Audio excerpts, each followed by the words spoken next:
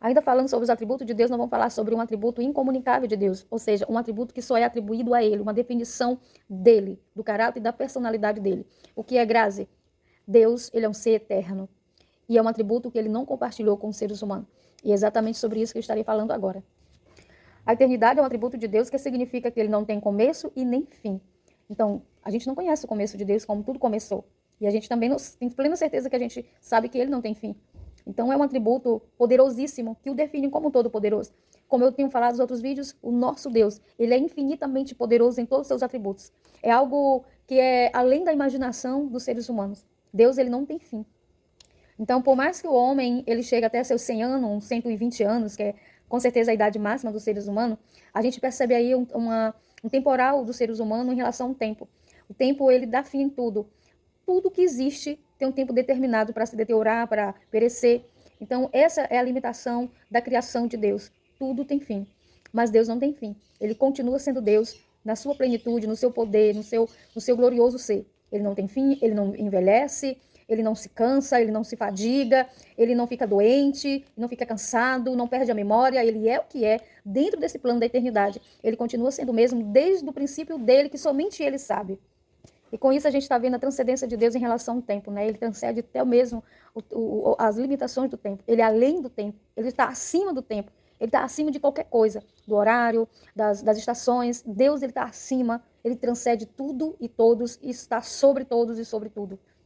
E dentro da eternidade de Deus, ele não tem sucessor. A gente pode dizer assim, mas se Deus falhar, né? Que às vezes cria esse pensamento, e se Deus falhar? E quem pode ficar no lugar de Deus? Em outro vídeo eu falei, não existe ninguém que se iguala a Deus. Por isso que Deus não tem inimigo, ele não tem oponente, ele não tem ninguém para suceder a ele o trono dele. No trono do Senhor Deus, um trono que ele senta, é exclusivamente dele e somente sobre ele e para ele, e é dele. Todas as coisas procedem da partir dele. Ele fez e faz extremamente tudo e exatamente como ele quer. Justamente por causa disso, porque ele é eterno. E como um ser eterno, ele é conhecedor de todas as coisas. No livro de Jeremias vai dizer assim, Jeremias 10:10. Mas o Senhor é o Deus verdadeiro. Ele é o Deus vivo, o Rei eterno. Quando ele se ira, a terra treme. As nações não podem suportar o seu furor. Deus, ele é poderoso. E ele é eterno. E a ira de Deus é algo que nós devemos nos preocupar. Há quem diz assim, Deus, ele é Deus do amor, mas ele também é o Deus da justiça. E ele também é o Deus que se ira quando cometemos coisas que vai além e que toca na santidade de Deus, que toca na personalidade de Deus. Na verdade, nós não tem como aplacar Deus. Nós não tem como deixar de fazer com que Deus deixe de fazer algo. Mas as nossas atitudes fazem com que o nosso Deus se ira contra a nossa vida. E isso é muito sério. No livro de Eclesiastes, eu vou fechar, né, esse comentário com o livro de Eclesiastes, capítulo 3, versículo 11, que vai dizer assim, ele fez tudo apropriado ao seu tempo. Também pôs no coração do homem o anseio pela eternidade. E mesmo assim, ele não consegue compreender inteiramente o que Deus fez. Observa uma coisa, Deus, ele colocou no nosso coração o anseio da eternidade. É incrível que tudo procede de Deus. Até aqueles que não creem em Deus vivem com aquilo que Deus nos deu. Então, esse anseio da eternidade, esse anseio de querer viver para sempre, esse anseio de querer ser sempre jovem, esse anseio de querer conhecer as coisas que a gente não sabe o que é que tem no outro plano, as especulações, as criações, as ideias que surgem na mente do ser humano, é só o interesse de saber o que tem além, depois da morte, no mundo espiritual. E aqui, no livro de Eclesiastes, ainda encerra assim, que mesmo assim, ele não consegue compreender inteiramente o que Deus fez.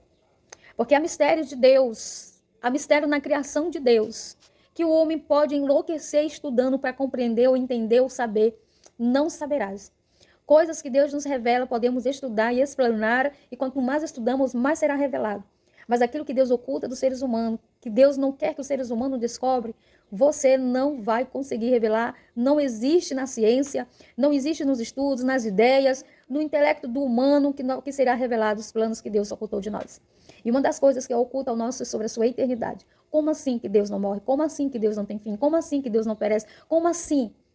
São assuntos que não é revelado a nós. Podemos, a teologia estuda muitos assuntos, mas até mesmo na teologia existem assuntos que não tem como desvendar, porque Deus ocultou de nós. Para encerrar, no livro de Isaías 57, versículo 15, vai dizer, pois assim diz o alto e sublime, ele vive para sempre, e cujo nome é santo, habita no lugar alto e santo, mas habito também com o contrito e humilde de espírito, para dar novo ânimo ao espírito do humilde e novo alento ao coração do contrito. Então você observa que Deus, ele não perece, mas ele vive para sempre. Que creiamos ou que não creiamos, que entendemos ou que não entendemos, essa é o fato, essa é a realidade. Essa é a prova viva de que nós não estamos aleatoriamente no mundo, mas que há uma força sobrenatural que rege toda a humanidade. Amém? Que Deus nos abençoe em nome de Jesus.